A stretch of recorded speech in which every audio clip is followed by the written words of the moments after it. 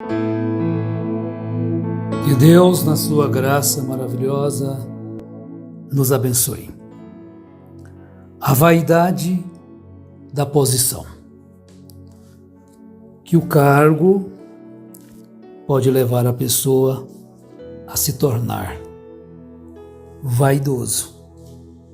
A posição que ele alcança em todos os locais, seja na sua profissão, seja na política e também na pregação, dentro do sistema chamado evangélicos, sistema religioso, seja ele protestante, de todos os sistemas chamados de denominação, todas, na verdade, desde que se tem um nome, está denominado.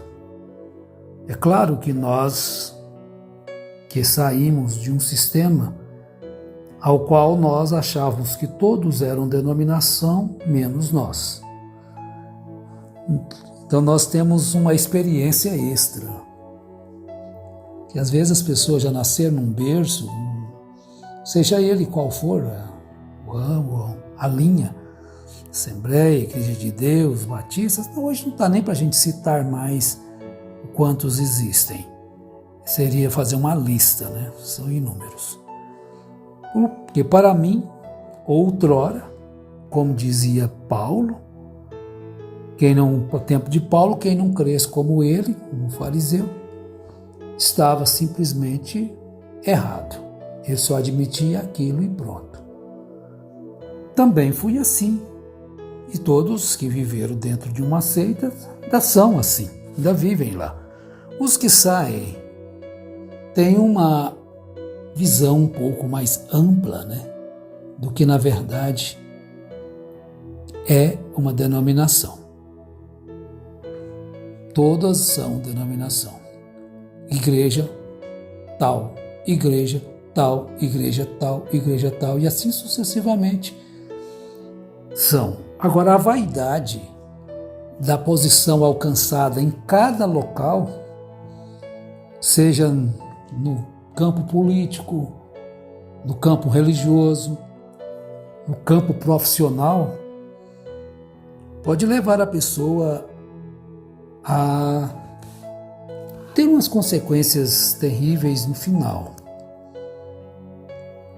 O que vem a ser essa palavra vaidade?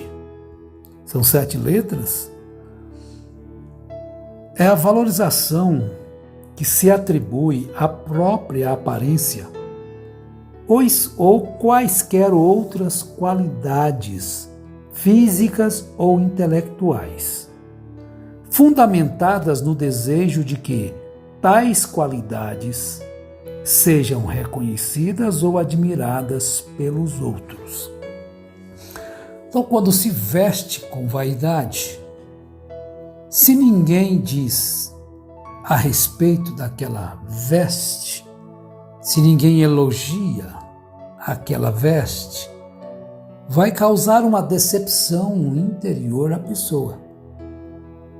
Tem muitas que nem vestem mais aquele vestido.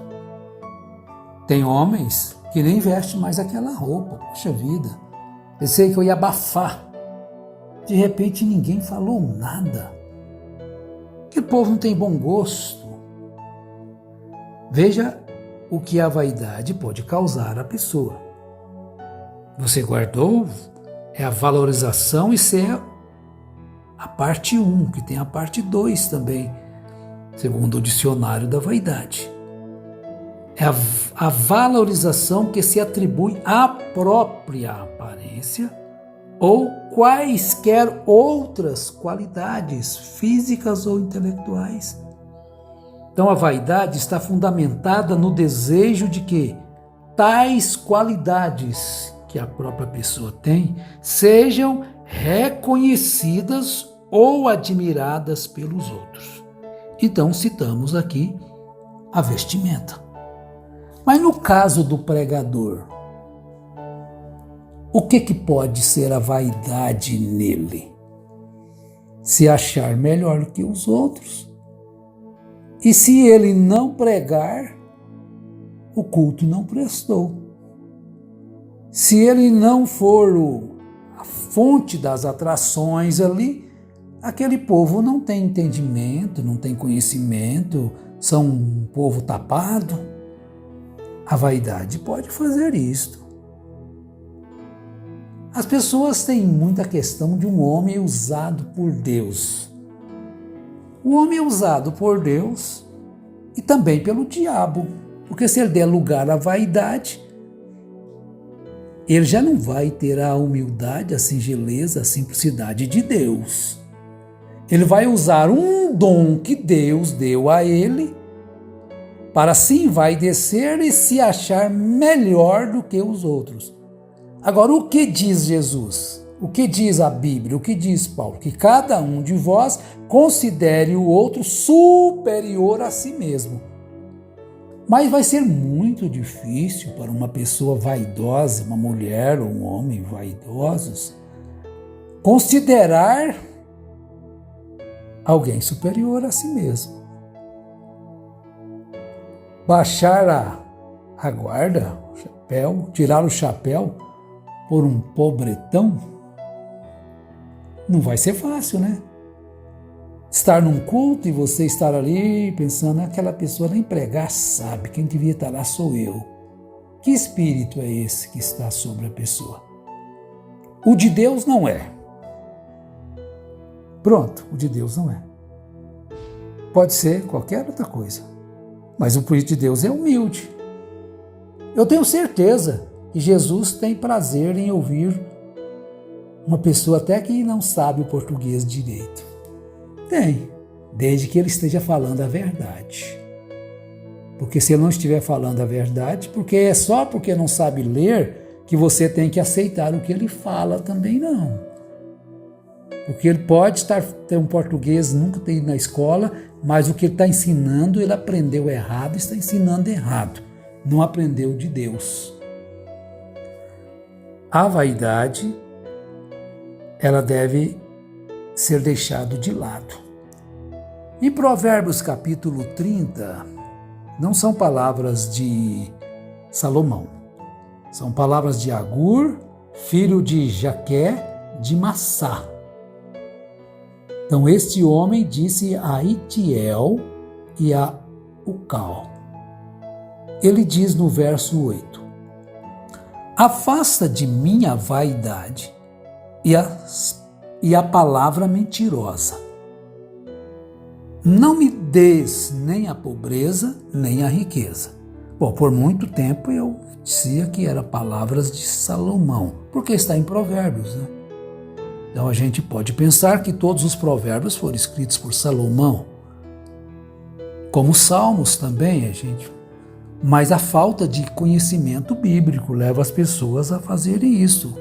E como a gente não tinha, era pouco mesmo, porque nós não tínhamos muito que estudar a Bíblia, porquanto tudo que íamos pregar ou falar com crianças ou com mocidade ou com a igreja era baseado simplesmente na mensagem. Era só pegar e ler, não é? Torna-se pregadores preguiçosos que não gostam da palavra de Deus, mas pegar mastigado de um homem, não tem sua experiência. Afasta de mim a vaidade e a palavra mentirosa.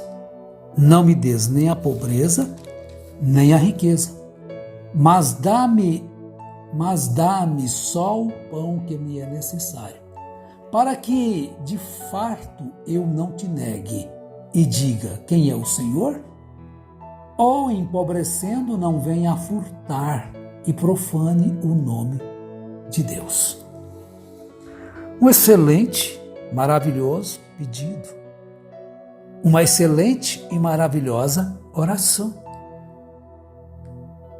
Vejam bem como a sabedoria trabalha.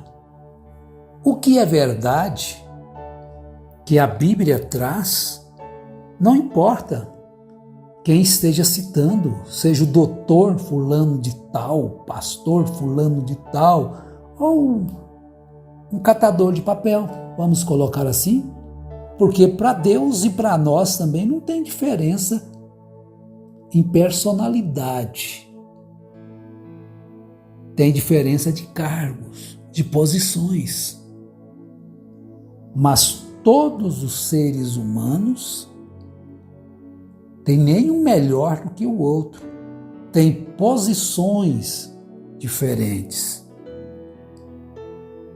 Então, por isso é que nós devemos manter-nos dentro de uma posição de considerar todas as pessoas. Não é porque ele tem dinheiro, não é porque ele é o fulano, o beltrano, o ciclano, que está lá em cima, que dá ordens, que manda, que ele seja superior ao que obedece. Eu estou falando em linguagens cristãs. Não estou falando em linguagem do mundo, que todos têm que abaixar a cabeça e não pode falar nada àquela pessoa. Agora, por que às vezes a gente fala isto? É porque a gente convive com isto. Então, quando um pastor se acha em tal posição que ninguém pode falar nada com ele, todo mundo tem que lhe ouvir, mas ninguém tem o direito, a liberdade nem a coragem de falar com ele. Por que não tem a coragem?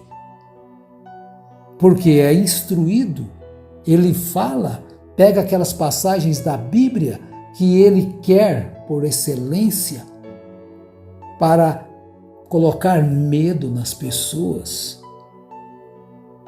Vejam, se alguém falar alguma coisa com ele e ele não gostar, aquela pessoa tocou na arca, morre. Se ele não morrer, algum filho, algum fenômeno vai morrer, vai pagar um preço. Porque a vaidade tomou conta do seu coração. Então não se torne vaidoso a tal ponto de achar que é melhor do que o próximo. Você pode, às vezes, ter mais usado, ter um dom que o próximo seu não tem. Mas o que você tem que não foi dado para você? Isso não te coloca melhor? Você nasce com uma inteligência maior do que a do outro, eles falam que aí. Isso aí não quer dizer nada. Não é seu, você recebeu ainda no ventre. Agora, a verdadeira pessoa que usa a sua inteligência para o bem, Jesus é o exemplo. Ele usou a inteligência para o bem. E o bem o levou a ser simples e humilde. Porque qual dos homens aqui que pode bater no peito e dizer que ele não tem necessidades fisiológicas? Tem algum? Tem algum aí? Algum líder religioso ou líder político que pode bater no peito e dizer, não, nem necessidades fisiológicas eu tenho. Nem comer eu preciso. Nem dormir eu preciso. Seja um mendigo ou um trilionário, todos precisam e têm necessidades fisiológicas. Então todos são iguais. Agora, não estou desqualificando posições que as pessoas alcançam, estudando, buscando sabedoria. Mas quando você chegar lá em cima, lembre-se, para isso você recebe força de um poder para te colocar ali. Então você deve observar isso, porque eu não sou nada a não ser aquilo que Deus me faz ser. Você também não é, porque todos nós não conseguimos ficar sem a nossa respiração. O vaidoso às vezes fica até achando que o ar que ele respira é melhor do que o que o outro, né? Só porque tem uma casa melhor, um carro melhor. A gente tem que falar sobre isso, porque isto Diante dos olhos de Deus, a vaidade, ela é nojenta. Ela leva à idolatria. O pecado. A vaidade excessiva leva a pessoa a ser idólatra. Como aquele homem rico, que seus celeiros não comportavam mais tanta mercadoria. A produção aumentou, cresceu. Então, esses dias nós vimos jogando comida fora. Poxa vida, mas fora que tem tantos milhões de pessoas passando fome, as pessoas jogam fora caminhões de alimento? Por que isso? É para que o preço ganhe preço, né? Eu entendo que seja para isso. Por que não distribui, né? Por que não dá aos pobres? Vai jogar fora? Tem que apodrecer ali?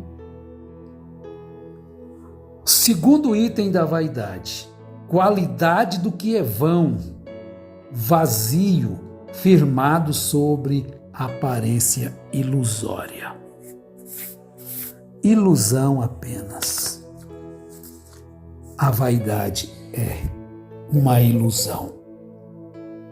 Nós devemos fugir disto, desta vaidade, desta ilusão. Porque isso não vai te levar, nem me levar a lugar nenhum. Que Deus nos ajude a fugir disto. Tiago também fala isso, depois você lê aí.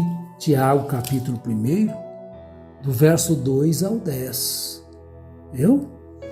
Que Deus nos ajude a sermos aquilo exatamente que Ele quer que nós sejamos. E qual é o nosso exemplo?